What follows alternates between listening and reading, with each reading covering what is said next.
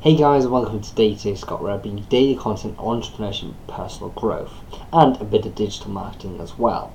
How do I bring you that knowledge, that learning every day? Simple. I simply curate my daily learnings into daily content, into these videos.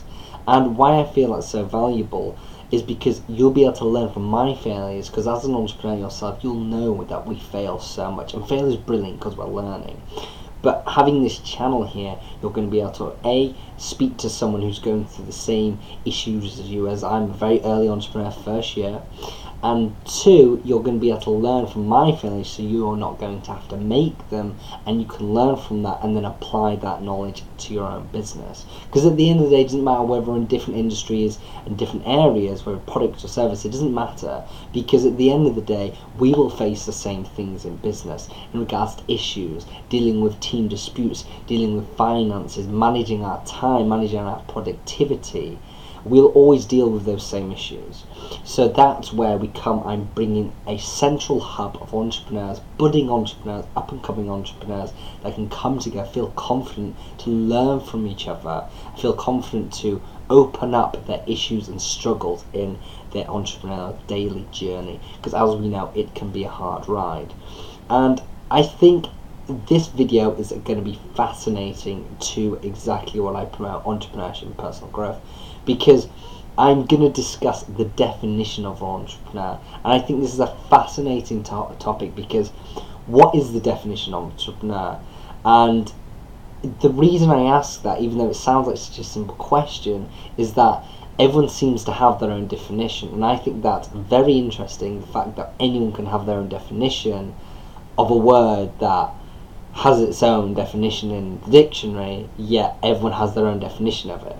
I want to discuss this, make sense of this, and we're going to dive into the standard stuff of social media and how that had a huge knock-on effect of the word entrepreneur.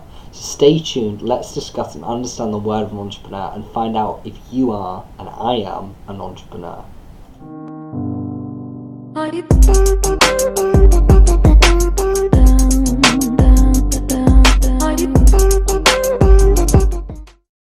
So welcome back, guys. This is Daily Blog 89. We're close to 100, which is going to be a real fun one. But this is what is the definition of entrepreneur. I want to start with the most simple answer to it, and that is the Oxford Dictionary, what they define it as, what Oxford Dictionary defines it as. And that is a very simple, I like it, short and sweet, a person who sets up a business or businesses taking on financial risks in the hope of profit. So basically someone who's self-employed. And to be honest, that's what I've always had my understanding as an entrepreneur is being self-employed. So that actually falls in line with what I've always believed an entrepreneur to be. However, this has been hugely influenced, this word of entrepreneur now, through the art of social media. Through many reasons of people wanting to have that justification on their profile, that image, to be able to say it among friends, again, that image. And that's why I want to dive into this, because yes, we could leave it at that and finish the video of a person who sets up businesses or a business and taking on financial risk in the hope of profit. But I feel there's a lot more to this word, because everyone I meet has their different definition. And I believe, first I'm going to go into why I believe where this has been influenced, and it's the simple one, it's social media. This has been hugely influenced by social media. The best example is the sexy life that's promoted on Instagram. You see it all the time. You see the big cars, the girls, the money, the holidays, the events, the drinks, the nightlife, the concerts, all the sexy aspects of an entrepreneur's life. And it's funny because that's such a small percentage of an entrepreneur's life, because that's the success part of it, the monetary success, that you have that odd night out now and then again. But the issue this causes is that people are falsely drawn into this definition of entrepreneur, that it's a sexy life of cars and drugs and alcohol and whatever you want. But it couldn't be any more further from the truth. Because these are the things that people aspire to a lot of times, isn't it? It's the monetary gains. But at the end of the day, as entrepreneurs, we know it's so far from the truth. to have that sexy life, I mean, it can take a lifetime to get there. It can take years, it can take 5 years, 10 years. And then there's the argument of the overnight successes, which is just a load of bullshit. There's no such thing as an overnight success. I don't care what there's no such thing as an overnight success. There's always a grind behind that image that you see. And that's what I'm trying to get at you with this, is that social media has created this image of an entrepreneur in people's minds, but they don't see the daily grind. They don't see the daily work, the hours they put into. And then suddenly everyone feels like they can achieve this life, but they just so misinterpret what goes on behind the scenes, behind that Instagram story, of what they actually do day in and day out. But they just choose to promote the sexy stuff because they know that gets engaged more response. So that's why I think it's important to discuss this. And that's why I think there's so many startups that fail, because they've been driven to this sexy lifestyle. And we know the reality, like I've said, there's failures. That's why I make this channel, is because I discuss my failures openly to you, and then you can discuss your failures back to me and we can learn from each other. And we're learning from that. I love that. But also during failure, there's haters, there's naysayers going through an entrepreneur's life. There's always naysayers. It's a continuous effort and slug of getting up every morning and just keep on knocking on that door of just working and grinding and working and working and working at clients, building customer bases, building and client bases, even when it doesn't look like it's going to happen.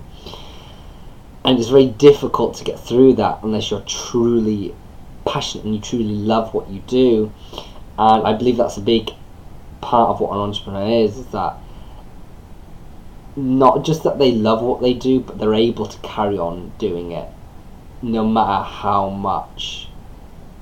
difficult it is. Because yes, you can love things and say it's my passion, but at the end of the day, I don't truly believe it's your passion until you've done a year or two of it every day in and every day out, because I think you'll very quickly realise it's not your passion.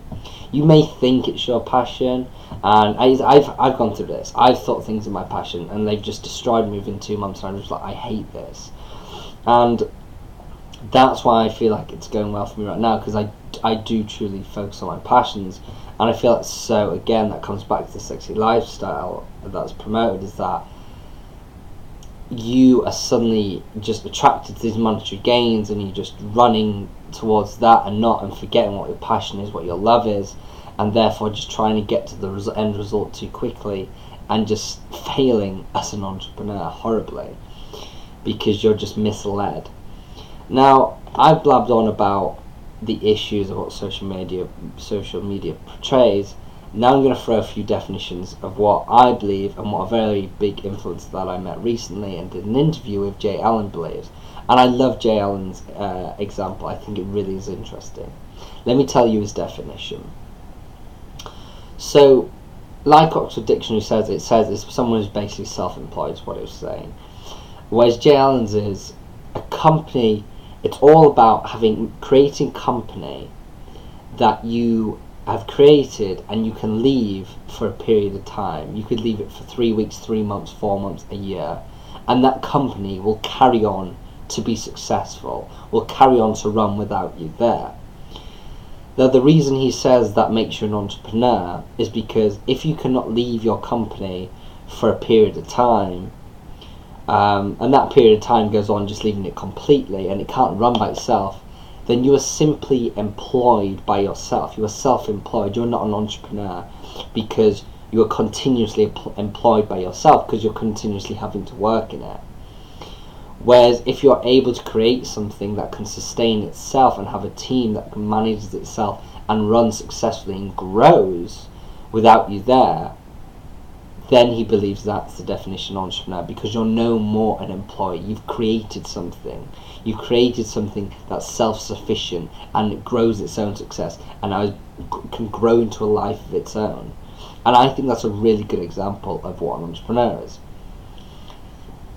And that's where I think the name serial entrepreneur comes from, because that serial entrepreneur, if you don't know, that means basically people just get in loads of different ventures and have lots of successful businesses. And I think that's where the word serial entrepreneur, because they have the opportunity to go into other businesses, because other businesses they've made are now self-sufficient and running themselves.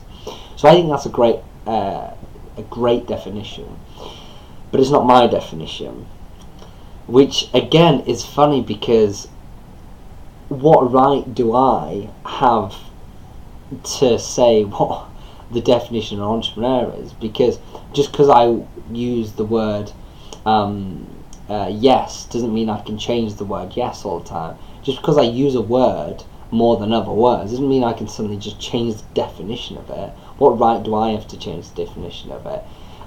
We don't do it with any other word, but we suddenly seem to do it with the word entrepreneur.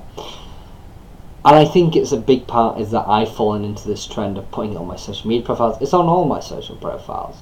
I've fallen into that trend of promoting myself as an entrepreneur because I want to be one. I want to justify that I am one, because it's cool to be. It's hip. It's in. It makes you look cool. It makes you look like you're part of an elite club. And I know I'm a victim to this trend. So I just think it's really funny everyone has all these definitions, because it just doesn't really make sense if you really think about it. But I'm going to give you my definition anyway, because I structured this definition today. It's always been in my head, but I formulated it to make it into a much more understandable definition. So let me go through it with you now. What I call it is the sickness of knocking until you get an answer. The knocking sickness. Maybe that's a better definition. Okay. It's really nicely laid out. My definition of entrepreneur is this: 20% of people will give up after knocking for a few days. And when I say knocking, what I mean knocking, you probably sussed it, but when I say knocking, just grinding, is working towards your goal, working towards your company. 20% of people will give up knocking after a few days. 30% of people will give up after knocking for a few months. Another 30% will give up knocking after a year. So that's now 80% have given up. I don't believe these people are entrepreneurs. I believe there's 80% are not entrepreneurs. 20% have given up after knocking for a few days. Another 30% have given up after knocking for a few months. Another 30% have given up knocking after a year. I don't believe any of them 80% are entrepreneurs. So you're now suddenly left with 20% of people. And these 20% of people, I believe, will run successful businesses. I believe they'll run businesses. Do I believe they're entrepreneurs? This is the funny argument now. Yes, they're entrepreneurs, but I don't... It's really hard to say. I believe they'll run businesses, but I don't think they'll sustain for very long. So I'm going to say I don't believe they're going to run long-lasting, successful businesses. I think they'll run good projects, which is a bit of a weird way to put it. But I believe if a business only goes for a year or two, it's a project, isn't it? Because businesses should be lasting for potentially a lifetime or whatever. So this 20%, I believe, will run good businesses.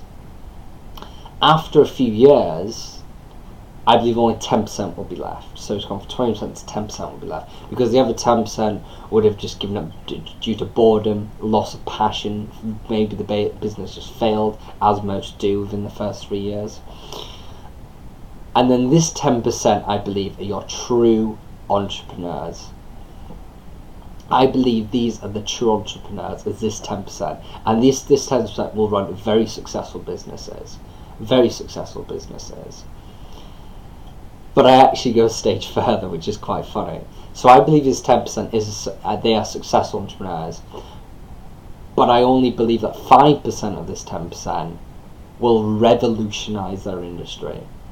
So out of the 100 people, I only believe 5 of them will actually revolutionize their industry and change the world. And maybe even smaller than that, change the world. Revolutionize their industry, change the world, probably more like 3 or 1%. So let me go through that again so it makes sense. 20% of people give up knocking after... I'll do it in 10 so it makes sense. So 20% of people will give up knocking after a few days. 30% will give up knocking after a few months. Another 30% will have to give up after knocking after a year. So now you're only left with 20%. This 20% will run businesses for the next year or two, and then I believe it'll go down to 10%, and these people will run successful business for years and years, maybe 5, 10 years, 20 years. But half my finger, I believe 5% of them will seriously revolutionize their industry and potentially change the world, like Apple, like Amazon, companies like that. That's my belief right now as an entrepreneur. You know what's hilarious? I think it'll change. But right now, that is my definition of what I believe in entrepreneurs, is the sickness of knocking, is they just keep on knocking until someone answers. And then when someone answers, they'll speak to them, they'll learn from them, and then they'll put up another door. And they'll keep knocking till the next person answers, and they'll speak to them and learn from them, and then there'll be another door. And you just keep on knocking and knocking and knocking. And that's my definition of entrepreneur, and I hope it makes sense. And if you've got any questions about it, just comment below. My takeaway for this for you is that it's a bit of a funny one, because again, you may argue the fact that I have no right to define a word that is defined in the dictionary. What right do I have? And to be honest, I don't. It's absurd that I can create my own definition, but I can't create a definition of what the word laptop means, can I? Because it doesn't make any sense. So it does sound absurd me even saying it. But what I've learned is that so many people have been misguided through the word of entrepreneur, through social media and all the sexy life that's been promoted, that I feel like almost that I have to save the word entrepreneur, to almost like re-energize it with my own definition, to put a bit more life into the word of what it truly means. And I believe all entrepreneurs, and this is my takeaway for you, should come together and put their definition on it through their experiences. And let me explain that further. My takeaway is, don't build your definition of an entrepreneur through someone else's journey.